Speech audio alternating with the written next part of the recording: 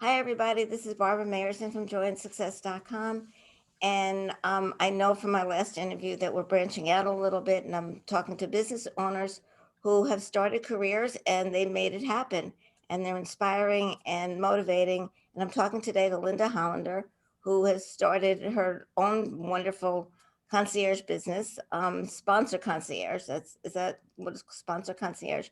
And I had met her a few years ago, and she had a really fascinating story. So I want to welcome you, Linda, to be here with me today. Great to be here, Barbara. People have asked me to ask some questions. I really just like to find out your beginnings, how you started, and I will jump in with questions if I feel like I want to or can. So, how did you get started in your business? All right. Well, first of all, I want to let people know I have no natural sales ability. I have no natural entrepreneurial talents. I have Girl Scout cookies here in my home. And I remember that when I was a Girl Scout, if my parents didn't buy them, I would have made zero sales. So everything you can learn in the entrepreneurial and small business world. Basically, I was working in a dead end job. I was basically broke and worse than broke because I had so much debt. I would go to my mailbox in the morning and my hand would shake when I went to that mailbox. Now, why? Because there were bills there I could never, ever afford to pay. I wasn't making enough money at my job, so I borrowed on credit cards. Mm-hmm. Uh, and we all know you don't do that, but I was young at the time and I had absolutely no idea. I couldn't see the light at the end of the tunnel, how I was ever going to pay down all this massive debt working in this job. I had to fight Los Angeles traffic to get to the office in the morning. When I got there, I had to work with people I didn't like. I had a very abrasive relationship with my boss. It was a toxic situation. Sometimes at lunch, I would just go down to my car and cry. Mm-hmm. In my personal life, I was in a relationship with an abusive man and stayed there for years because I had absolutely no self confidence, thought basically that was the best I can do. But fortunately, one day I had an epiphany and I said, I'm not going to live as a victim anymore. So I called my friend Cheryl and said, hey, do you want to take the biggest adventure ride of our lives together and start a business? And luckily, she said yes. By the way, Cheryl and I met when we were 13 years old at recess. So we knew that if we did anything together when we grew up, it would be phenomenal. Now, all the good things in my life happened when I made that decision to strike out on my own. I was able to fire my boss. I was able to dump that abusive boyfriend. I moved out of my little rent controlled apartment, bought my first home as a single woman.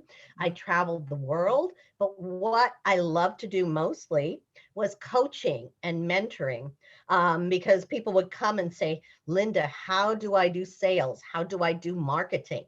So eventually, I wanted to show other women how to do what I had done because I was an art major. My friend was a cinema and film major. We knew nothing about business, but we grew our little company into a multi-million dollar enterprise. Wow. And I wanted to show other women how to do that. My big dream was the Women's Small Business Expo. I looked at the cost to produce it and I said, uh-oh, I'm going to need money. I'm going to need funding for this thing. And that's when I found out about corporate sponsors. Now, corporate sponsors will fund your business, your event, your nonprofit. If you want to speak, if you want to write books, if you want to be a social influencer, if you have a podcast, you can get funding from corporate sponsors, which I did. For Mm-hmm. my very first event, having no experience, never have done an event in my life, had no following except for my parents, my brother-in-law, and my cat. I got Bank of America, Walmart, and IBM as my very first sponsors. Wow. And that's what I've been doing ever since. And people said, well, how the heck are you doing this working from your home and, not being a big business? And I said, well, you can do this too. So that's what I do now. My company is Sponsor Concierge, and I teach people how to tap into that power of corporate sponsors. And that's so fascinating. I mean, that you were unemployed, you had a lousy boss, and you had all this debt. So, what did you do? How did you approach these Bank America and these other companies to get your first sponsor? Sponsors want you to approach them by email. So I sent emails to them. I created a beautiful proposal and I had a great website because I knew that that's what I needed. Your sponsor proposal, your website, those are the great equalizers. You can look as big as Facebook, if you have a really, really good presentation and packaging for your sponsor. So that's how sponsors like to be contacted by email. So, I mean, that's fascinating. So, obviously, you presented a beautiful thing to them, and they contacted you back, and then they started giving you money. I remember at one point you said you can get a sponsor to give you $15,000 out of nowhere, and just I think that we don't realize that because everybody's thinking, well, I need to get a bank loan and use credit cards, but you've made the sponsor possibilities so easy. And if you did it and with no background of anything that you did, I guess the normal person out there can do it too. Yeah, you just have to learn the skills like anything else, you want to be successful at, you want to learn the skills to doing it. So, do you want me to tell people how to get sponsors? Yeah, give us some ideas because I Okay. think people would love to know a little bit. So the first thing you want to do, there's kind of a three-step process. The first thing you want to do is your wish list. Write down the names of the companies that can sponsor you. And I'll tell you how I started my wish list. I live in Los Angeles, California. So what do you think of with Los Angeles? Traffic jams, right?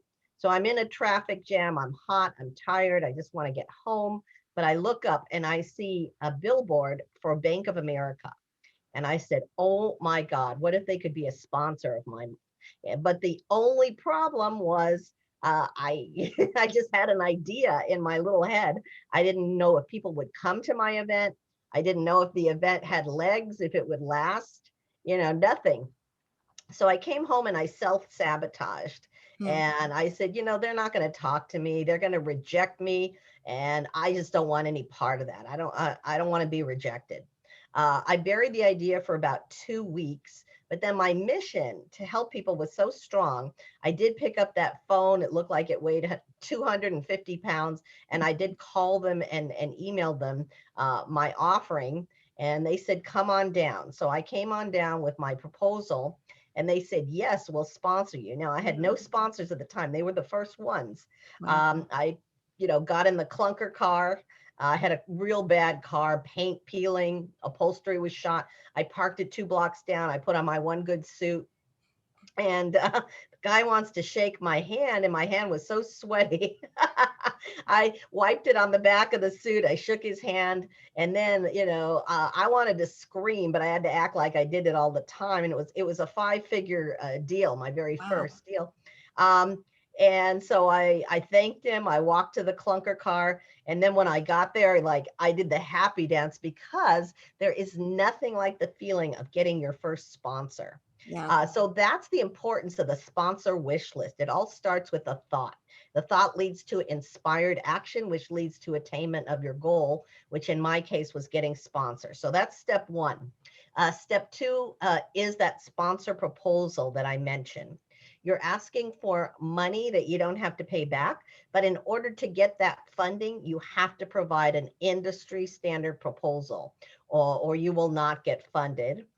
Step three is to negotiate the deals with your sponsors. And you mentioned that I got a $15,000 sponsorship. I mean, I've gotten them all kinds of denominations, and my clients, most of their sponsor deals are between 10,000 and even up to $100,000 Wow. per year. So I Wow. want you to ask for the big money. I've seen sponsor proposals that ask for $150. Mm. Well, what you're telling your sponsors is that you have nothing valuable to offer and it's not worth their time. So really ask for 5 and 6 figures for your sponsor deals. Wow. Wow. That's amazing because yeah, if it's a little bit of money, that's probably thinking that's all you can do. But like asking for the big money is like you said at the beginning, like you thought about Bank of America and you're like, no, forget it. They're not going to be interested in, but you kept on persisting. And I think that people do think too little, and you might as well go ask for the big money, because the worst that they'll do is they'll either turn you down or not give you exactly what you want and give you a little bit less, but at least they'd be interested in saying, if I believe in myself that I'm asking for $50,000, then they'll be, oh, okay, they're believing in themselves. So it sounds like it might be a good deal. So it took a lot of strength and courage for you to do what you did. Absolutely, but I figured like like if they reject me, I'm in the same place, right? I've got a little bit of hurt feelings, but other than that, nothing else lost. So that's really what I want people to do when they're approaching their sponsors. Know that you have quality and you have value to offer a company. There is nothing like that feeling of getting your first sponsor because somebody is validating you and supporting you with money, with resources, with everything that you need. So it's just an amazing feeling. And once you do it, you want to keep doing it over and over again. I think what you said about validating and supporting, because so many people are not validated or supported, and by anyone in their life. But if you go out there and you support yourself by going out there and validating yourself, that's the first support that you need. And then going out to a company and just being you and being proud of what you do and getting excited about who you are and what you do. And then when they do validate and support you by giving you money, that really the icing on the cake. And then you keep on going.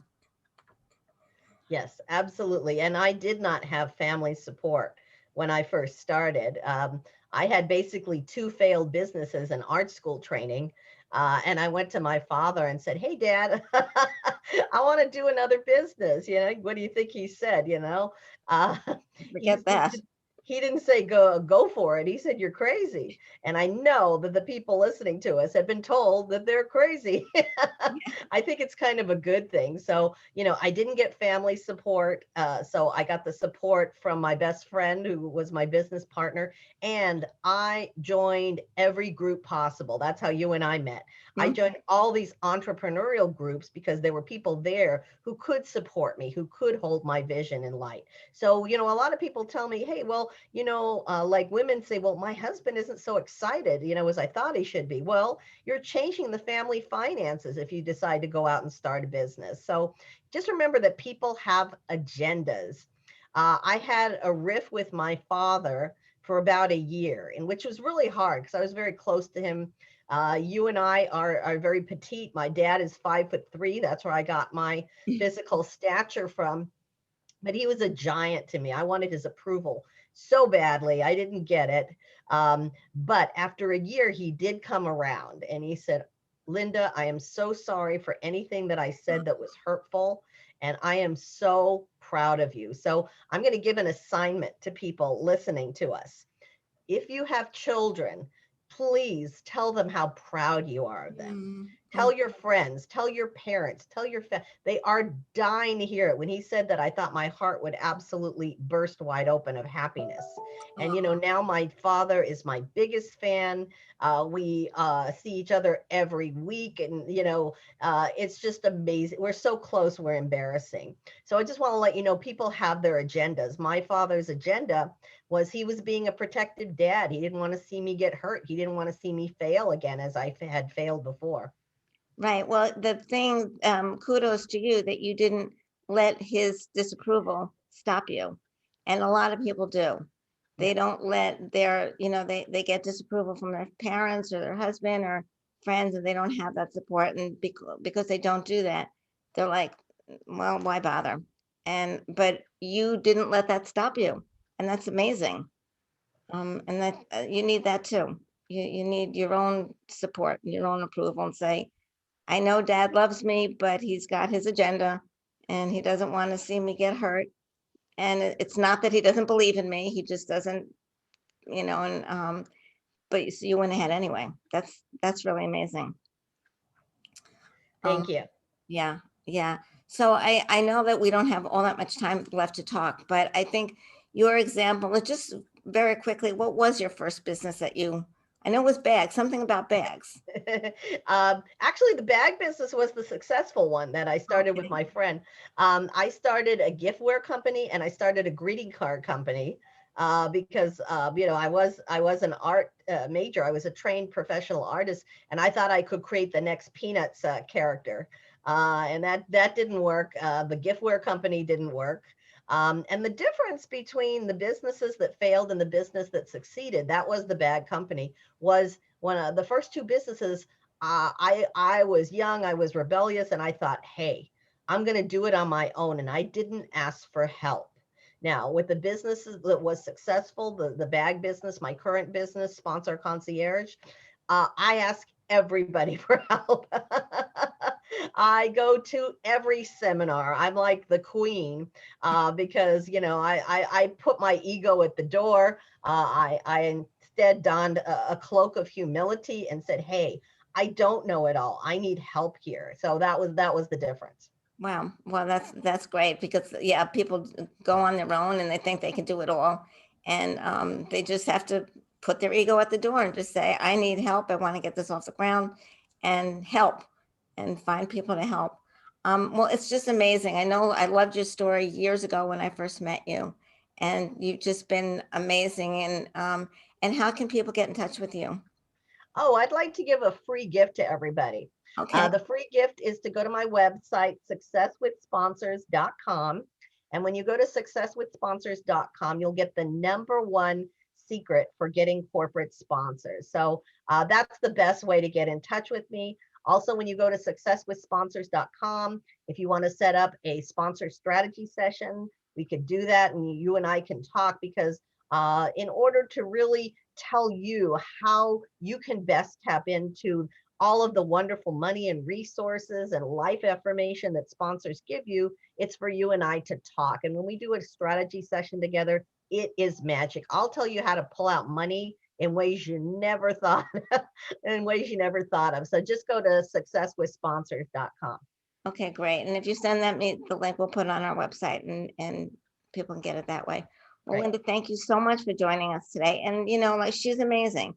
I'm sure that you will all agree, and everybody who's got businesses, if they have an idea they want to start, you can do it. Linda did it from nothing. You can too. So thanks again, Linda, so much for joining us today. Thank you.